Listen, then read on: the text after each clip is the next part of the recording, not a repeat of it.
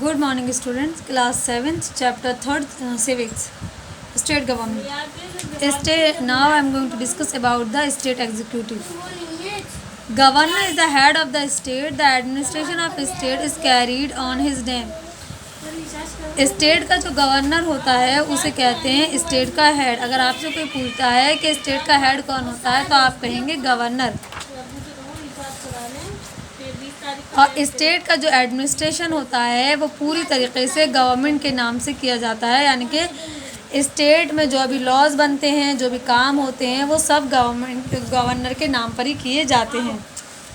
जैसे कि मैंने आपको बताया था कि कोई भी वक्त तक लॉ नहीं बन सकता स्टेट में जब तक कि गवर्नर उसको सिग्नेचर ना कर दें। इसीलिए गवर्नर को क्या कहा जाता है, head of the state. But the actual responsibility of the chief minister and the council of minister, लेकिन जो एक्चुअल में रेस्पॉन्सिबिलिटीज़ होती हैं वो किसके पास होती हैं, चीफ मिनिस्टर और काउंसिल ऑफ मिनिस्टर के पास। They run the state administration in the name of governor. और जो चीफ मिनिस्टर होते हैं स्टेट के और काउंसिल ऑफ मिनिस्टर होती हैं वो स्टेट के तमाम कामों को गवर्नर के नाम से करते हैं। जनरली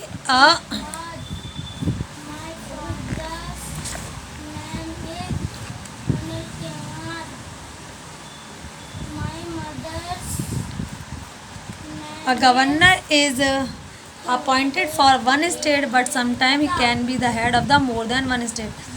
आमतौर पर जो गवर्नर होता है, गवर्नर का अपॉइंटमेंट एक स्टेट के लिए किया जाता है, बट कभी कभी गवर्नर एक से ज़्यादा स्टेट का भी हेड हो सकता है। क्वालिफिकेशन, एक गवर्नर होने के लिए क्या क्या क्वालिफिकेशंस होनी चाहिए वो हम यहाँ डिस्कस करेंगे। To be a governor a person must fulfil the following condition. एक गवर्नर होने के लिए उस इंसान के अंदर ये तमाम क्वालिटीज़ और क्वालिफिकेशंस होनी चाहिए। They should be a citizen of India, वो भारत का नागरिक होना चाहिए। They must not be less than 35 year of age, उसकी उम्र 35 साल से कम नहीं होनी चाहिए। They must not be a member of either, वो पार्लियामेंट के या स्टेट लेजिस्लेचर के, पार्लियामेंट के दोनों हाउस या स्टेट लेजिस्लेचर का मेंबर नहीं होना चाहिए। और या वो ये कि दे must not hold any government office, किसी गवर्नमेंट ऑफिस में काम ना करते हो। तो ये सारी क्वालिफिकेशंस अगर किसी इंसान के अंदर हैं तो वो गवर्नर बन सकता है। अपॉइंटमेंट, एक गवर्नर का अपॉइंटमेंट किस तरह से होता है। A governor is appointed by the president for a term of 5 year. Governor जो होता है किसी भी स्टेट का, उसको चुनने का अधिकार देश के प्रेसिडेंट को होता है। और प्रेसिडेंट गवर्नर को 5 साल के लिए उस स्टेट का गवर्नर चुनते हैं। द प्रेसिडेंट में remove them from the office before the completion of the term. और प्रेसिडेंट को ये इख्तियार, यह हक हासिल है कि वो गवर्नर को 5 साल की मुद्दत पूरी होने से पहले ही गवर्नर को गवर्नर की पोस्ट से यानी गवर्नरशिप से रिमूव कर सकते हैं। ठीक है, नेक्स्ट बेटा हमारा powers and the functions of the governor. Governor किस तरह के काम करते हैं और क्या क्या गवर्नर्स के पास इख्तियारात या पावर्स होती हैं। The governor has a many important power which they exercise on the advice of the chief minister and the council of minister. किसी भी स्टेट के गवर्नर के पास बहुत सारी पावर्स होती हैं जिनका इस्तेमाल वो स्टेट के चीफ मिनिस्टर और काउंसिल ऑफ मिनिस्टर के मशवरे एडवाइस पर करते हैं। The important powers of governor, governor की जो इम्पॉर्टेंट पावर्स हैं वो कुछ इस तरह है। Number 1, executive power. The governor appoint the leader of majority party as the chief minister of state.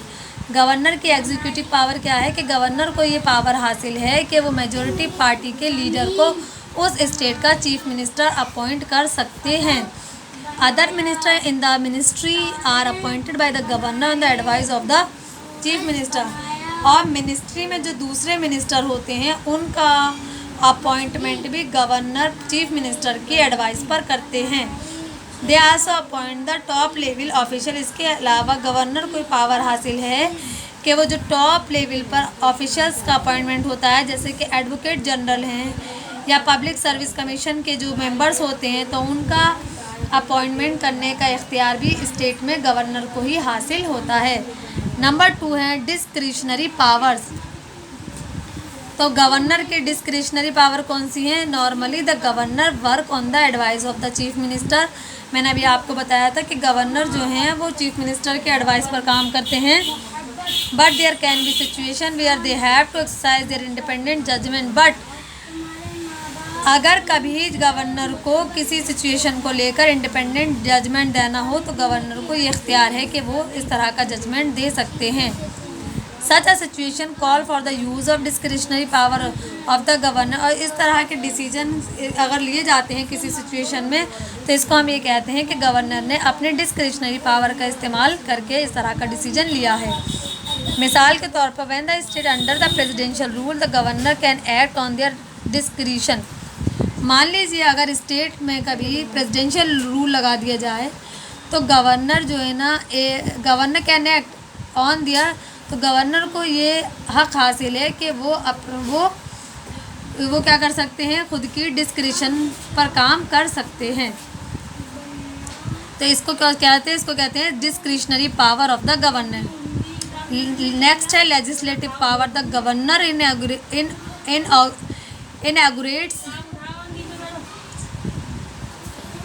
Governor inaugurates and addresses the first session of the assembly after general election। General election के बाद assembly का जो first session होता है उसको inaugurate करना और उसको एड्रेस करने का हक किसके पास है? गवर्नर को। And also the beginning of the year. ये कब होता है ये सेशन? साल के शुरू में। Every bill pass the legislature should have it's his approval. Legislature के ज़रिए जो भी बिल पास किए जाते हैं स्टेट लेजिस्लेचर के ज़रिए वो सारे बिल गवर्नर के पास जाते हैं गवर्नर के अप्रूवल के लिए, और उसके बाद ही वो बिल कानून बनते हैं। If the assembly is not the in session and a law is urgently required. अगर मान लीजिए कभी ऐसी सिचुएशन आ जाती है कि जो असेंबली है स्टेट लेजिस्लेचर असेंबली वो सेशन में नहीं है और किसी भी मुद्दे को लेकर कोई अर्जेंटली कानून बनाना है, तो ऐसी कंडीशन में गवर्नर को ये इख्तियारी पावर हासिल है कि वो ऑर्डिनेंस इशू कर सकते हैं to which become equivalent to law. और ये जो ऑर्डिनेंस गवर्नर के ज़रिए इशू किया जाता है ये कानून के बराबर ही इसको दर्जा हासिल होता है, यानी कि इस ऑर्डिनेंस को कानून के बराबर ही माना जाता है। Financial power. No money bill और the annual budget can be introduce in the house without the permission from the government. कोई भी मनी बिल या एनुअल बजट जो होता है साल का वो स्टेट लेजिस्लेचर में उस वक्त तक पास नहीं किया जा सकता जब तक कि उस बिल को गवर्नर की परमिशन ना मिल जाए। और नेक्स्ट है हमारा लास्ट जो है वो है judicial power. A governor can grant pardon और reduce the punishment of people convicted under the state law.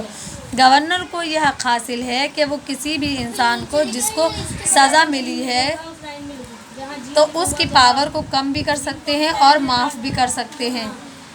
State law के अकॉर्डिंग स्टेट की जो कोर्ट है उसने अगर किसी इंसान को पनिशमेंट दी है तो ऐसे केस में अगर इंसान गवर्नर ऑफ द स्टेट को अप्रोच करता है वो इंसान जिसको सज़ा मिली है, तो इस केस में गवर्नर को ये इख्तियार हासिल है कि वो उस इंसान की सज़ा को माफ़ भी कर सकते हैं और कम भी कर सकते हैं। तो ये सारी पावर्स थी किसकी? गवर्नर की। नेक्स्ट है हमारा बेटा chief minister and the council of minister. ये हम नेक्स्ट वीडियो में डिस्कस करेंगे। Thank you.